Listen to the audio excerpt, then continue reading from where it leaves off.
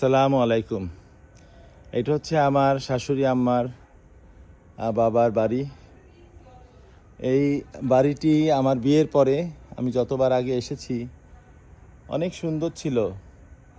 আজকে পুরো বাসাটা দেখলে মনে হচ্ছে একটা পরিত্যক্ত একটা বাসা, জীর্ণ শীর্ণ, গাছপালা নেই, কেমন সব কিছু সিঁড়ি টিড়ি সব জায়গায় ময়লা হয়ে কেমন ভেঙে চুরে পড়ে রয়েছে। অথচ এই বাসাটা একসময় কত সুন্দর ছিল, কত মানুষ, কত কোলাহল, কত আনন্দ, কত কিছু, এইখানে কত স্মৃতি আসলে।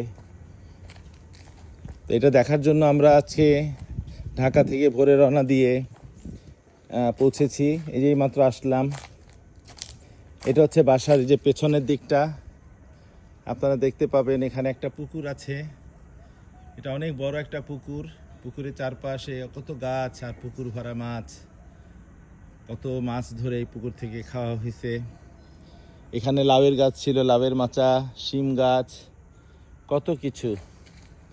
আজ কিছুই নেই, শুধু পড়ে রয়েছে ভিটামাটি।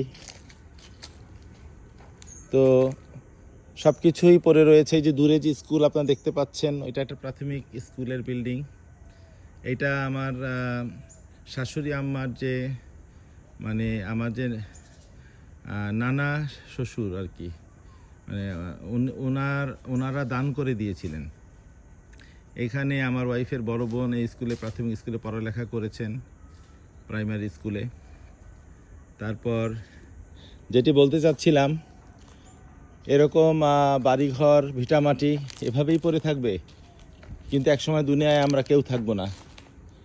তারপরেও আমাদের এই সব কিছু, এই যে জায়গা জমি, বাড়িঘর, টাকা পয়সা, কত আমাদের লোভ, আমাদের কত আশা আকাঙ্ক্ষা, কত চাওয়া পাওয়া, কিন্তু আমরা চোখে দেখতে পাচ্ছি পরিষ্কার মেসেজ যে যে লোকগুলো একসময় এখানে ঘর ভর্তি ছিল তারা কেউ নেই।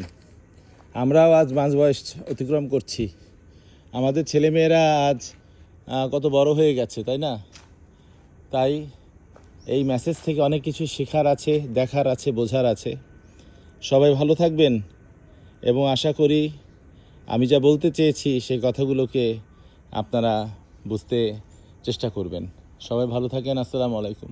আল্লাহ হাফেজ।